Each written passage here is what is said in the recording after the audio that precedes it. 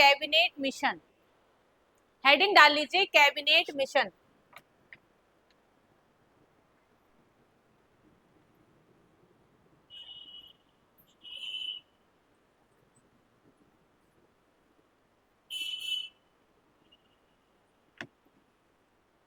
उन्नीस सौ छियालीस।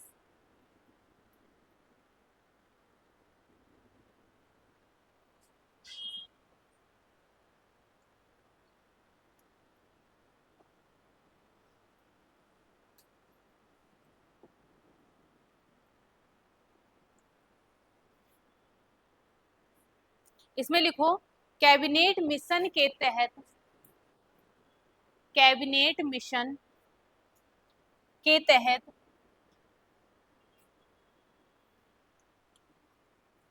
भारत के संविधान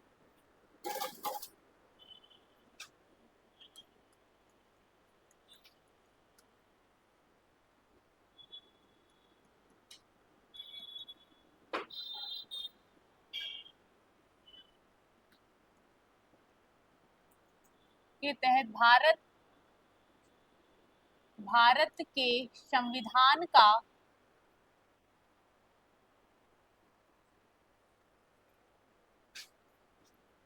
गठन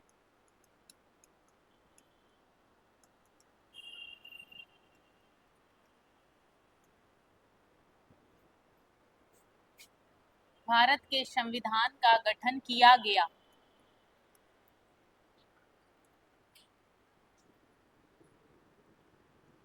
इसमें 3 सदस्य थे।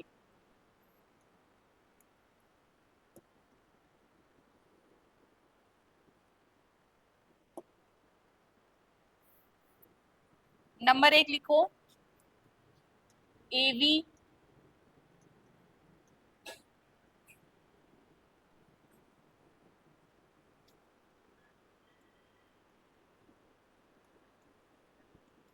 अलेक्जेंडर। दूसरे कौन थे? Pethick Lawrence, Pethick Lawrence. तीसरे लिखो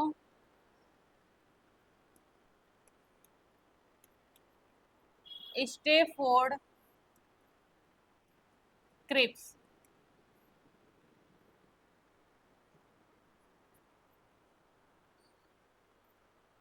हो गया। कभी कभी क्या होता है, इन तीनों के ये पूछ लेता है कौन किस पद पर था उस समय, ठीक है। तो ये जो थे आपके एवी अलेक्जेंडर, ये थे आपके नौसेना मंत्री। कोष्टक में उसी के आगे लिख लीजिएगा इनका। और ये क्या थे जो आपके पैंथिक लॉरेंस थे, वो थे भारत सचिव।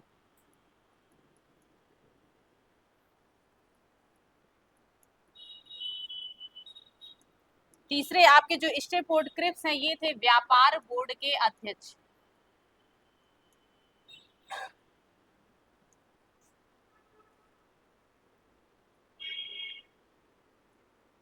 व्यापार बोर्ड के अध्यक्ष।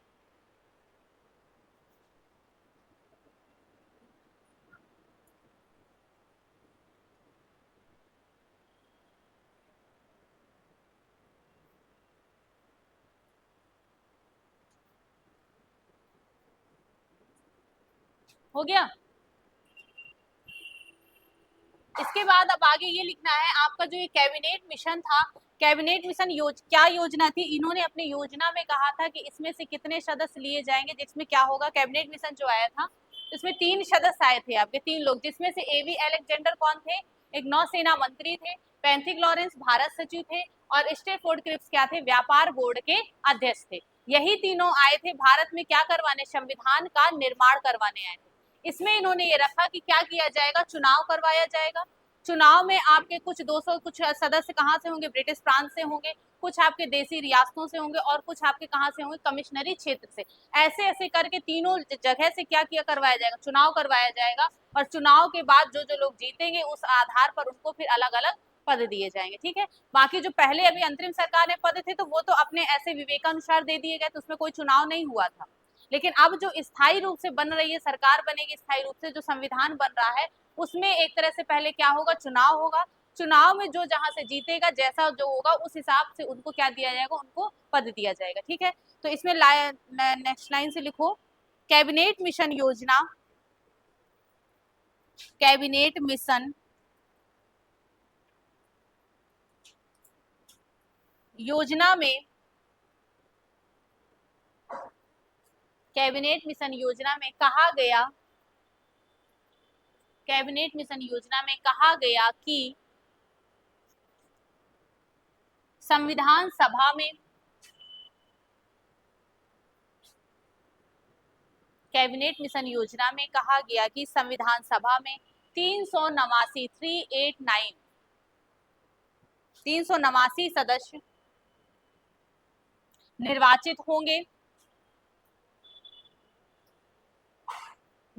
होंगे, जिसमें 292 सदस्य, 292 सदस्य ब्रिटिश प्रांत, 292 सदस्य ब्रिटिश प्रांत, 93 सदस्य देसी रियासत और 4 सदस्य कमिश्नरी क्षेत्र से, और 4 सदस्य कमिश्नरी क्षेत्र से लिए गए थे, कमिश्नरी क्षेत्र से लिए गए थे। अब कमिश्नरी क्षेत्र जो है आपके, उन चारों के नाम लिख लीजिए। नंबर 1 उसी के नीचे से ही कुर्ग, जिसको क्या बोलते हैं, कर्नाटक। हाँ, कुर्ग लिखो। इसके बाद लिखो दूसरा दिल्ली,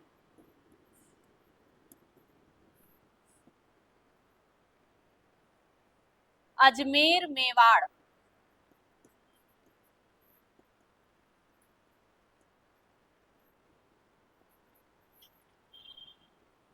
चौथा लिखो बलूचिस्तान, कोष्टक में लिख लीजिएगा पाकिस्तान।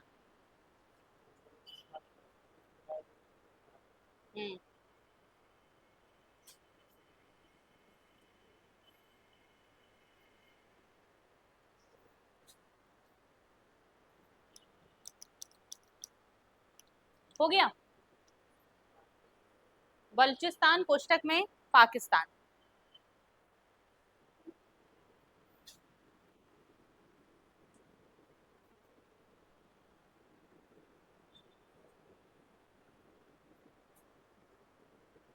अब क्या हुआ, क्या कहा गया संविधान कैबिनेट मिशन में कि आपके कितने सदस्य होंगे, 389 सदस्य निर्वाचित होकर आएंगे से पूरे भारत से, और 300 निर्वाचित सदस्य जो निर्वाचित होंगे उसमें से ब्रिटिश प्रांतों से कितने होंगे, 292 होंगे, और 93 कहाँ से होंगे, देसी रियासतों से होंगे, और 4 कहाँ से होंगे, कमिश्नरी क्षेत्र से। तो इतने ही निर्वाचित होकर आएंगे, इतने को ही पद देना है सिर्फ। उसमें से फिर रखा गया कि 10 लाख की जनसंख्या पर एक प्रतिनिधि रखा जाएगा। ठीक है, तो ऐसे करके 10-10 लाख करके एक एक प्रतिनिधि करते करते पूरे भारत में जितने हैं, तो सिर्फ 389 सदस्यों को ही बांटना है, इससे ज्यादा नहीं करना है। ठीक है, तो नेक्स्ट पॉइंट लिख लीजिए, 10 लाख की जनसंख्या पर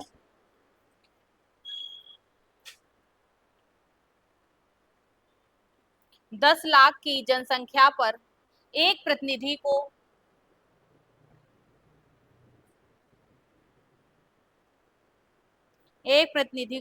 निर्वाचित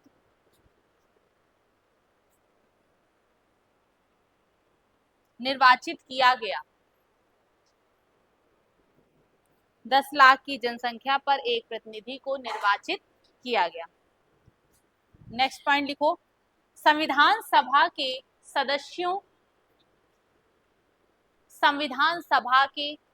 सदस्यों का निर्वाचन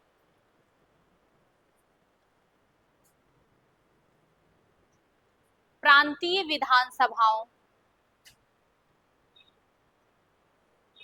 संविधान सभा के सदस्यों का निर्वाचन प्रांतीय विधानसभाओं के सदस्यों द्वारा अप्रत्यक्ष रूप से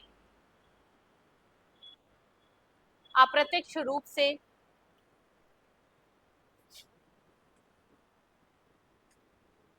हुआ था।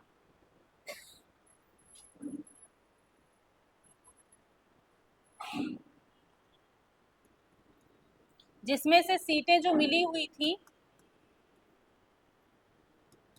कांग्रेस को, कितनी सीटें मिली थी? 208 सीट। इसके बाद मुस्लिम को कितनी मिली थी? 73। और अन्य को कितनी मिली थी? 15। ठीक है, कुल कितनी हो गई? जिसमें से आपके जो है 15, इनको इसको लिख लो ऐसे ही,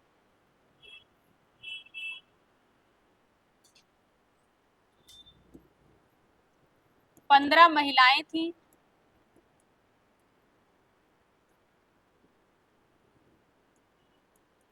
26 सीट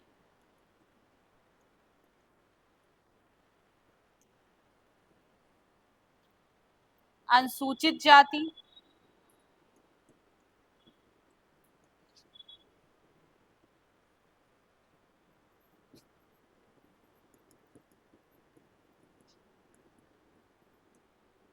अनुसूचित जनजाति।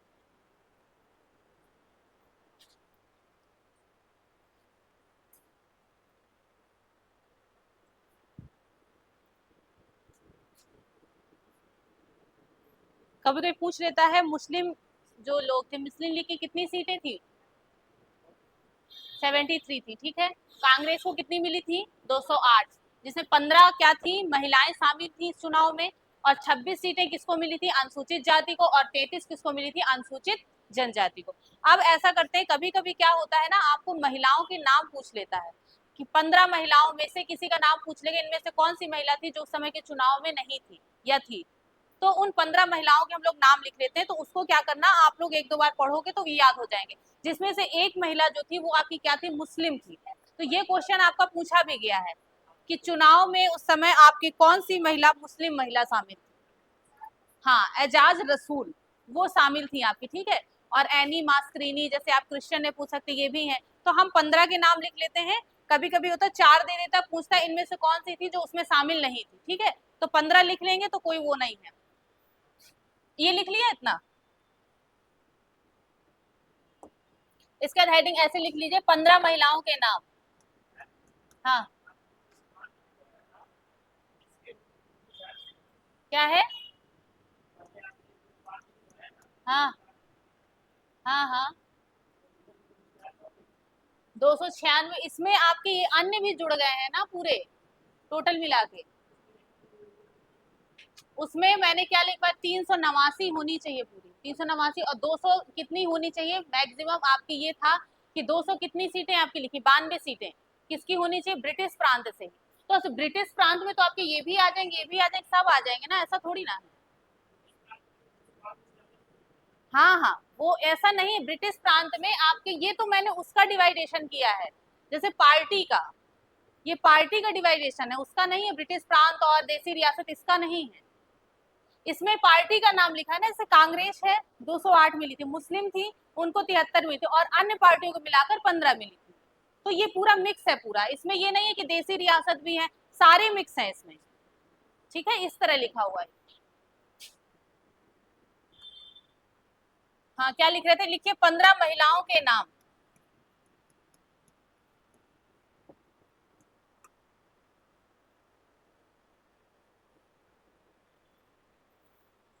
लिखिए सुचेता कृपलानी, सुचेता कृपलानी, राजकुमारी अमृता कौर,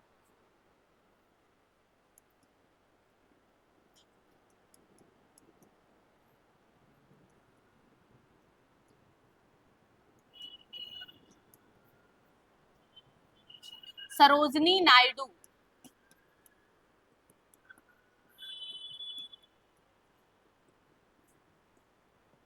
विजय लक्ष्मी पंडित,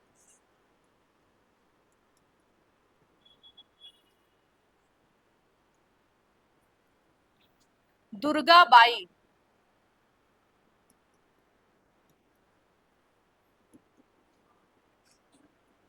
हंसा मेहता।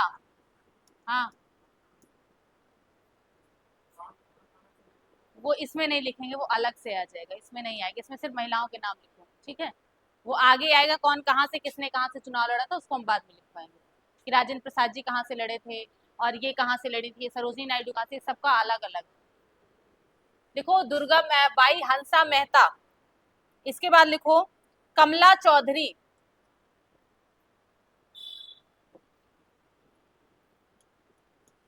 कमला चौधरी, मालती चौधरी,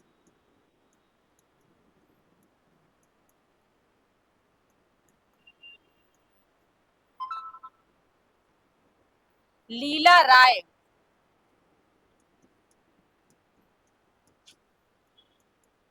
इसके बाद लिखिएगा रेणुका राय,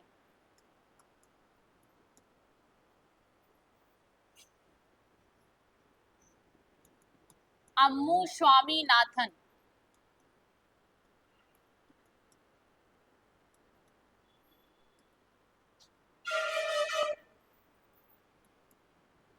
दक्षयानी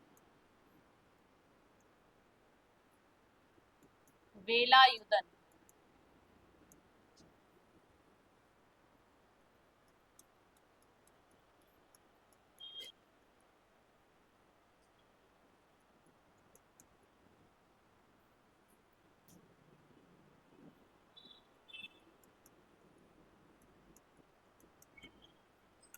एनी मस्करीनी,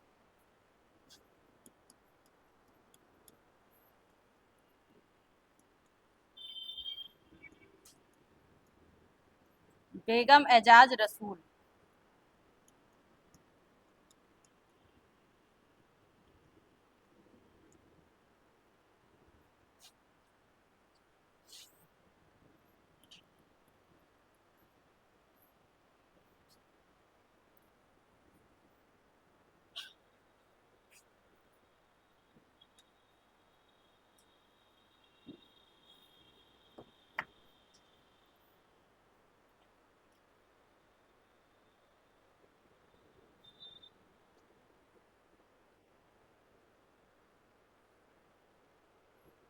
हो गया।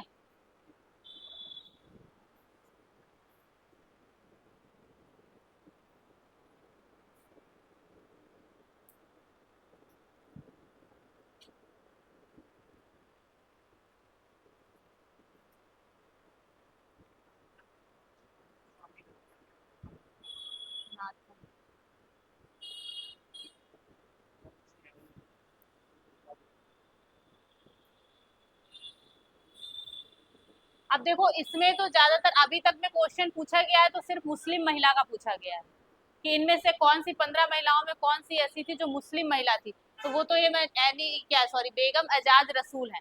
और अगर अब क्वेश्चन बन जाए कि इसमें से कौन सी महिला जो थी वो क्रिश्चियन महिला थी, तो इसमें क्या बताओगे? एनी मास्करीनी नाम लिखा है, तो इसको भी ऐसे हाईलाइट कर लो, ये थोड़ा अलग है, बाकी तो सब वही है।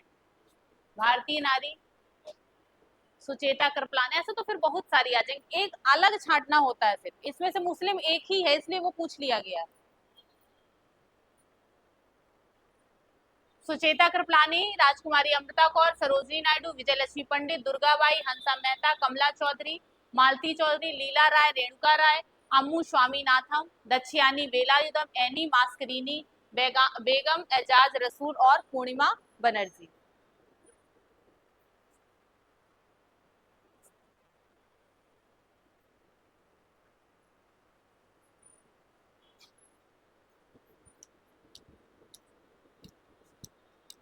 अब ये क्या हो गया, ये तो आपके पूरे चुनाव में ये सदस्य चुनकर आ गए, ठीक है, निर्वाचित हो गए। अब इसके बाद पहली बार संविधान सभा की क्या हुई, बैठक हुई। अब धीरे धीरे प्रोसेस आगे बढ़ेगा, पहले बैठक होगी, बैठक होने के बाद धीरे धीरे संविधान तैयार करवाया जाएगा।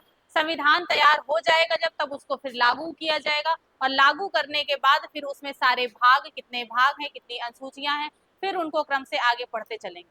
अभी आपका 2-3 दिन का ये अभी परिचय ही चल रहा है, उसके बाद आएगा सबसे पहले क्या, राष्ट्रपति। राष्ट्रपति महोदय को पढ़ेंगे तब वहां से ठीक से ज्यादा अच्छा लगेगा पढ़ने में। ये क्या है, ये अभी आपकी प्रक्रिया चल रही है संविधान के बनने, कैसे आपका शुरू हुआ, ठीक है। तो ये क्या था, सबसे पहले क्या आया था हमारा, ट्रिप्स मिशन आया था, उसके बाद वेवल योजना आई, वेवल के बाद फिर क्या आया, कैबिनेट मिशन आया। अब कैबिनेट मिशन के बाद हमारे यहाँ निर्वाचित हो चुके हैं सदस्य, निर्वाचन होने के बाद अब क्या होगा, बैठक होगी। जैसे होता है ना, चुनाव लड़ते हैं, चुनाव जीतते हैं लोग, मोदी जी मान लीजिए बन गए प्रधानमंत्री, उसके बाद वो बैठक बुलाएंगे, पहली बैठक बुला के सदस्यों का वितरण करेंगे, किसको कौन सा पद दिया जाना है, किसको कौन सा पद दिया जाए, किसको ना दिया जाए, फिर उनके पूरे नियम बताए जाएंगे। तो ये सारी क्या होंगी, बैठकें होंगी। अब इन बैठकों के माध्यम से ही फिर क्या होगा, संविधान का निर्माण होगा धीरे धीरे। तो नेक्स्ट पॉइंट लिखिए उसी के आगे से, संविधान सभा की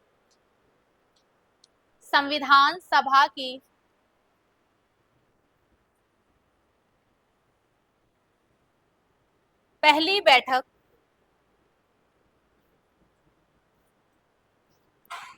संविधान सभा की पहली बैठक 9 दिसंबर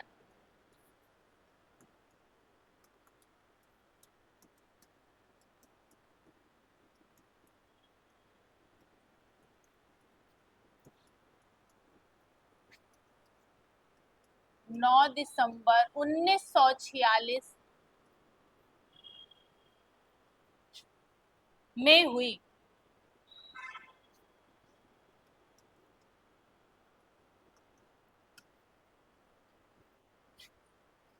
जिसके अस्थायी अध्यक्ष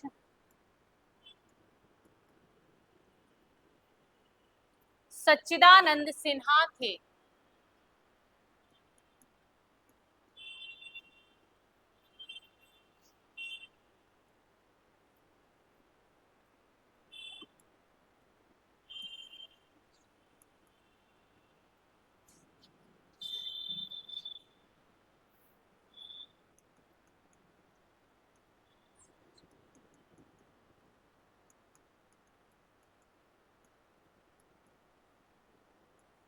सच्चिदानंद सिन्हा थे।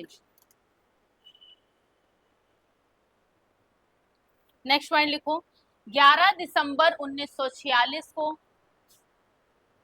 11 दिसंबर 1946 को, हाँ कितने आर्टिकल्स, अभी आर्टिकल्स वगैरह अभी नहीं आएंगे, लास्ट वाले आर्टिकल्स पूछे जाएंगे सीधे कि लास्ट बैठक में कितने आर्टिकल बनकर तैयार हुए थे। अभी तो सिर्फ अभी बैठकें हो रही, पहली बैठक आपकी कब हुई, 9 दिसंबर को हुई, इसके बाद दूसरी कब हुई आपकी, 11 दिसंबर को, ठीक है। लिखो 11 दिसंबर 1946 को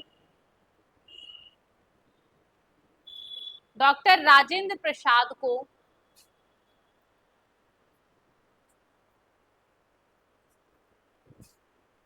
डॉक्टर राजेंद्र प्रसाद को स्थायी अध्यक्ष बनाया गया। स्थायी अध्यक्ष बनाया गया और एच सी मुखर्जी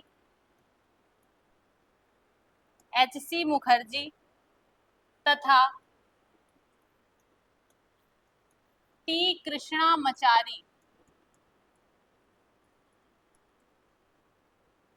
कृष्णामाचारी को संविधान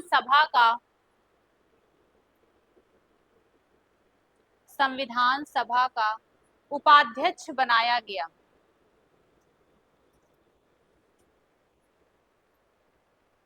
उपाध्यक्ष बनाया गया।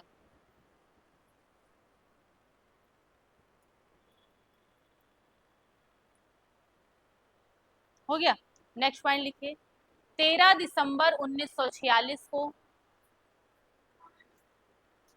13 दिसंबर 1946 को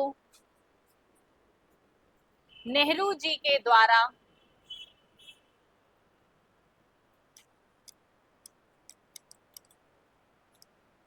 नेहरू जी के द्वारा संविधान सभा में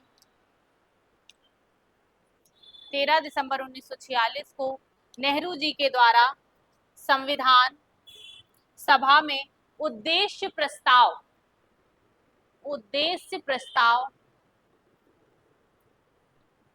लाया गया। उद्देश्य प्रस्ताव लाया गया जिसे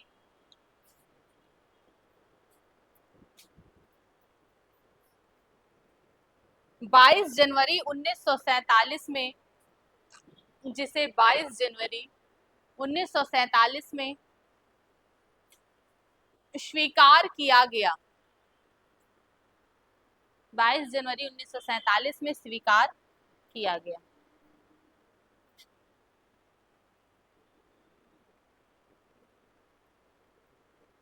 हो गया।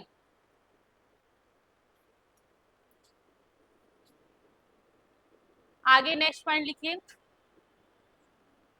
संविधान के निर्माण में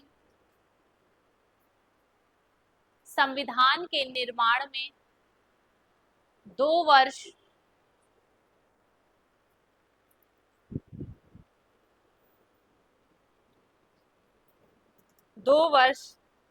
11 माह 2 वर्ष 11 माह तथा 18 दिन 2 वर्ष 11 माह तथा 18 दिन का समय लगा और लगभग 64 लाख रुपए संविधान के निर्माण में और लगभग 64 लाख रुपए संविधान के निर्माण में खर्च हुए।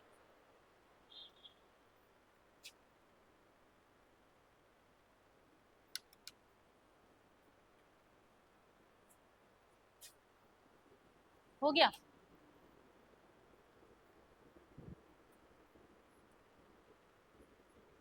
उसके बाद लिखिए नेक्स्ट पॉइंट। संविधान में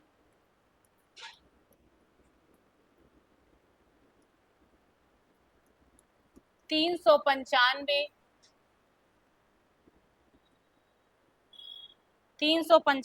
अनुच्छेद, 8 अनुसूचियां,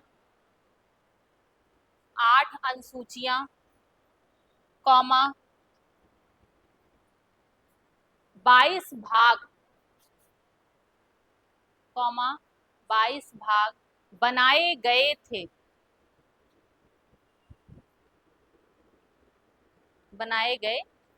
ठीक है। तो ये क्या था? सबसे पहले आपके जो संविधान में सबसे पहली बैठक हुई थी वो कब हुई थी? हमारी 9 दिसंबर 1946 को हुई थी। इसके बाद दूसरी कब हुई थी आपकी? 11 दिसंबर 1946 को। फिर तीसरी कब हुई? 13 दिसंबर को। मतलब 2-2 दिन का गैप था। ठीक है, 9, 11 और 13। इसके बाद जो आपने नेहरू जी ने उद्देश्य प्रस्ताव कब पेश किया था आपके संविधान की? कब किया था? हाँ, उद्देश्य प्रस्ताव उसको कहते हैं, जो आपकी प्रस्तावना है ना, प्रस्तावना को ही हम लोग उद्देशिका भी बोलते हैं। कभी कभी ये क्वेश्चन भी पूछा गया है कि प्रस्तावना को किसके द्वारा पेश किया गया था, या प्रस्तावना को पहली बार कब पेश किया गया था। तो उद्देश्य प्रस्ताव को ही प्रस्तावना कहते हैं। कंफ्यूजन मत करिएगा, उद्देशिका वही है और उसी को ही क्या कहते हैं? प्रस्तावना। तो ये जो प्रस्तावना पेश की थी वो किसने की थी? नेहरू जी ने पेश की थी। और प्रस्तावना क्या है आपका? किसी भी संविधान का जब निर्माण हो रहा है तो उसमें प्रस्तावना जो लिखी गई है, उस प्रस्तावना में ही पूरा सार लिखा हुआ है। उस प्रस्तावना को पढ़ के ही आदमी ये लगा सकता है कि अंदर आखिर क्या क्या चीज है। जैसे होता है ना सारांश एक लिखा हुआ, आप कोई किताब पढ़ते हो, किताब में ऊपर सबसे पहले आभार व्यक्त किया जाता है और उसमें लिखा होता है ये किस लिए लिखा गया है। तो उसी तरह नेहरू जी ने ये कहा था कि ऐसे ही एक प्रस्तावना लिख के संविधान के पहले पेज में लगानी है और उस प्रस्तावना में सारी चीजें लिखी होनी चाहिए। तो उसमें ही सारा कुछ लिखा था कि हम भारत के लोग क्या क्या करें, किस तरह इनको स्वतंत्रता मिलेगी, कितने प्रकार की इनको न्याय मिलेगा, कितने प्रकार से ये लोग अपना धर्म व्यापार किस किस चीज में छूट मिलेगी, कौन कौन से अधिकार मिलेंगे, ये सारी चीजें, और उसमें आपका डेट सहित किस डेट को ये बनकर तैयार हो रहा है, पूरा एक साथ लिख करके पूरा उसको प्रस्तावना को संविधान के पहले पेज में लगाने के लिए ये प्रस्ताव किसने पेश किया था? नेहरू जी। कब पेश किया था? 13 दिसंबर 1946 को। इसमें लगभग जो आपका समय लगा था संविधान को बनने में वो कितना लगा था? 2 वर्ष 11 माह और 18 दिन का समय लगा था। और इसमें खर्च कितने हुए थे पैसे? लगभग 64 लाख, 63 लाख चाहे 96 हजार कुछ ऐसे है, तो उसको पूरा क्या है आपका 64 मान लिया जाता है कि लगभग कितना है? 64 लाख रुपए खर्च हुआ था। और उस समय जो आपके अनुच्छेद बने थे वो कितने अनुच्छेद थे? 395 अनुच्छेद थे, और अनुसूचियां कितनी थी? 8 अनुसूचियां थी, और भाग कितने थे? 22 भाग थे, जो कि अब बढ़ चुके हैं, अनुसूचियां भी बढ़ गई हैं। अनुसूचियां कितनी है आपकी? 12 अनुसूचियां हैं। इनको किसी ना किसी संविधान संशोधन के द्वारा जोड़ा गया है। 10वीं अनुसूची जोड़ी गई है, 9वीं जोड़ी गई है, इसके बाद 11वीं जोड़ी गई है, 12वीं जोड़ी गई है। किसमें क्या क्या जोड़ा गया है ये चीजें हम लोग भी पढ़ेंगे। लेकिन अगर ये पूछता है कि आपके संविधान का जब निर्माण किया गया था उस समय कितनी अनुसूचियां थी, तो उस समय कितनी थी हमारी? 8 अनुसूचियां थी, और भाग कितने थे हमारे? 22 भाग। तो अब हम लोग क्या करेंगे, इन 22 भागों को लिख लेते हैं, ठीक है, कि किस भाग में क्या है आपका। 22 भाग को एक क्रम से लिख लीजिएगा। एक साइड आपको भाग के नाम डालने हैं, और एक साइड आपको उस भाग में भाग 1 में क्या है, भाग 2 में क्या है, भाग 3 में क्या है, ठीक, ऐसे लिखना है, और फिर उसको बाद में याद करेंगे फिर से। किसी को याद है पूरे 22 भाग? पढ़े तो हो आप लोग पॉलिटी पहले से? किसी को नहीं याद?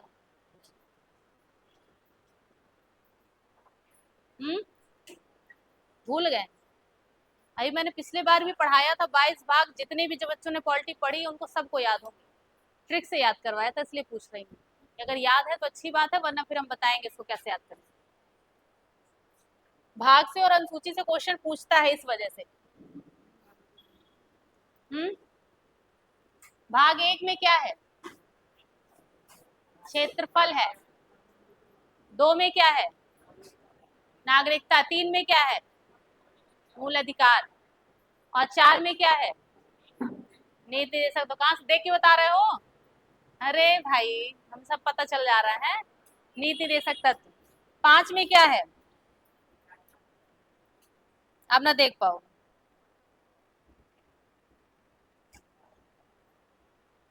चलो यहीं पे लिख लो, भाग और अनुसूचियां यहीं पे लिख लो, इसके बाद फिर आगे प्रारूप समिति वगैरह आगे पढ़ेंगे, ठीक है।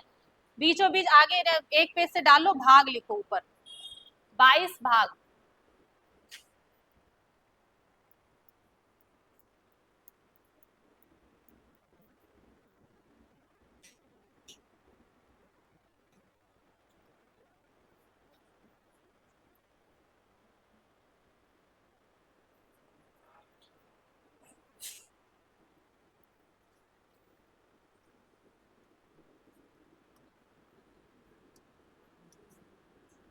संविधान को जो बना था हमारा वो कितने भागों में डिवाइड किया गया था? इसको 22 भागों में डिवाइड किया गया था उस समय जब आपका संविधान बन के तैयार हुआ था। तो ऐसे 22 भाग में पहला नंबर, पहले भाग में क्या है ऐसे लिखना है, इस तरह करके डाल दो।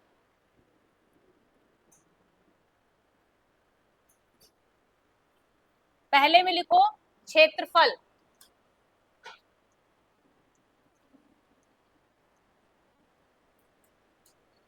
दूसरे में नागरिकता,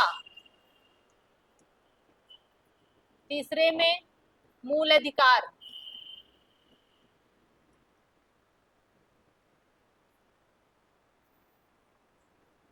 चौथे में लिखो नीति निदेशक तत्व,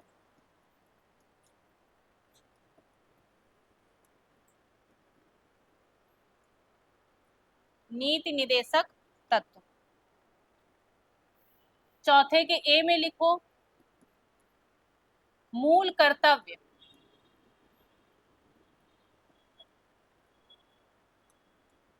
मूल कर्तव्य। फिर 5 में लिखो संघ, 6 में राज्य, 7 में प्रथम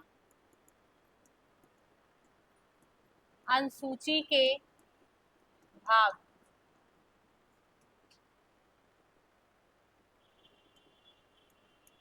8 में लिखो केंद्रीय सत्ता।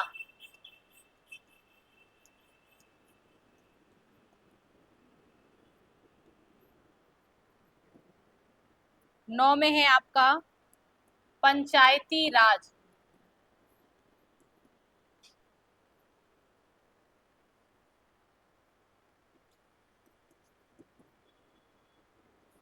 9 के ए में है नगर पालिका। 9 के बी में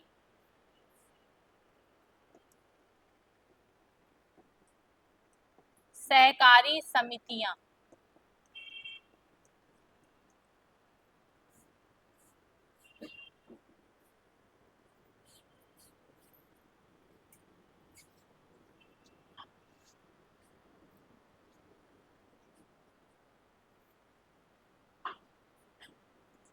10 में है आपका जनजाति क्षेत्र।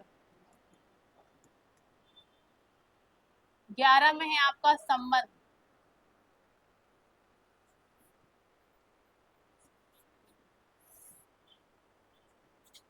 12 में है आपका संपत्ति।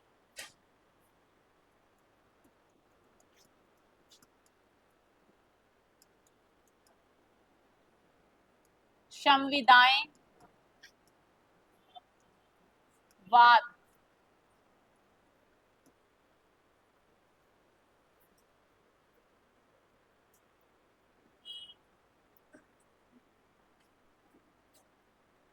13 में है आपका व्यापार वाणिज्य समागम। 14 में सेवाएं। 15 में आपातकाल।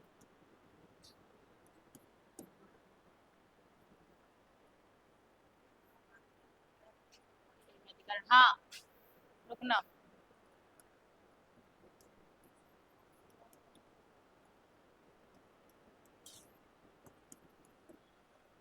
15 सॉरी 15 में आपका निर्वाचन है, आपातकाल नहीं। निर्वाचन है 15 में। इसके बाद लिखिए 16।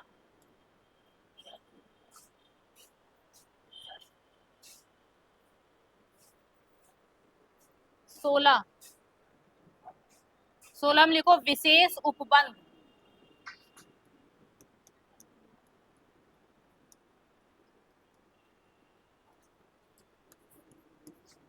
17 में लिखो राज्य भाषा।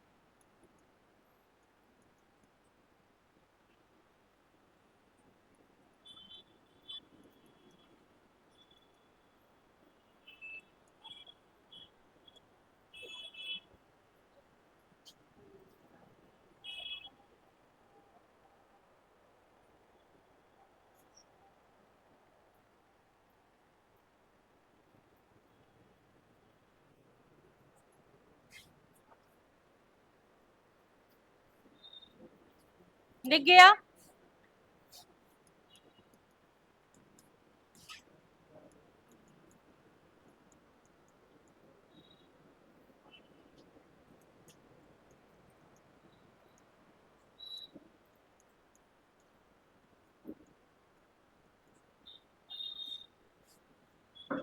बाईस में लिखिए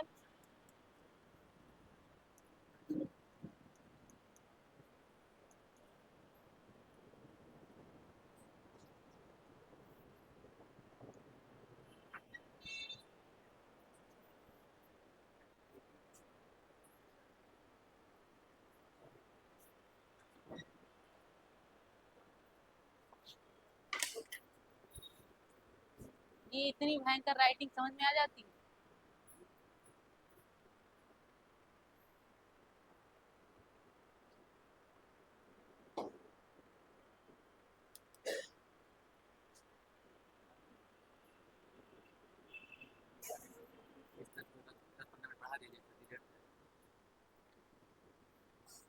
मुश्किल पड़ रहा है।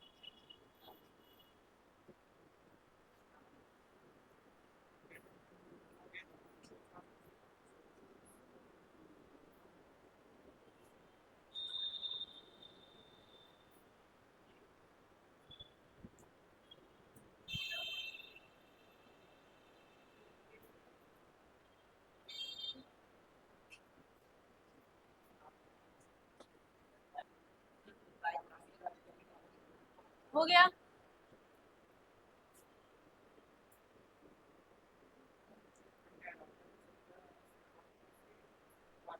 हम्म।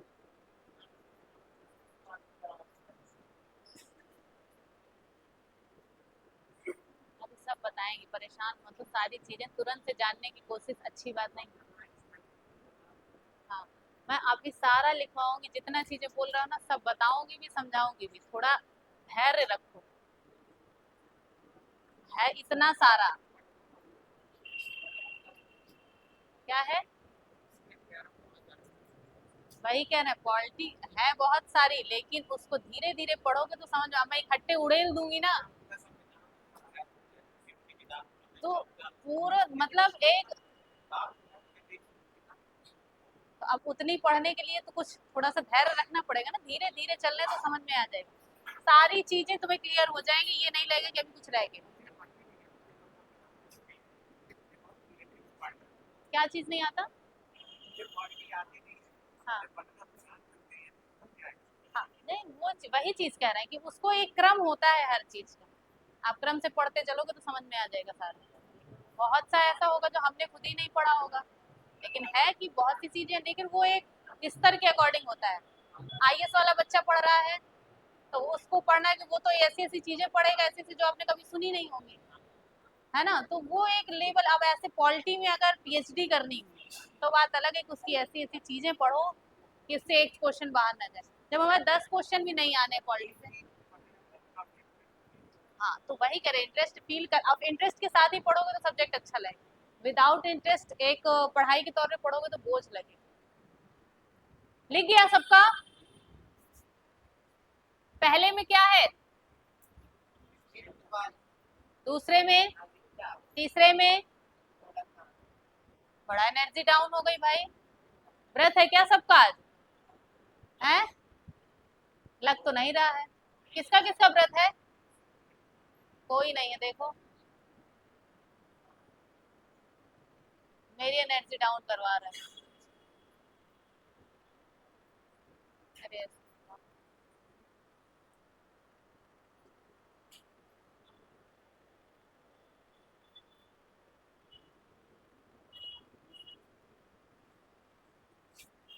इसको बंद करो।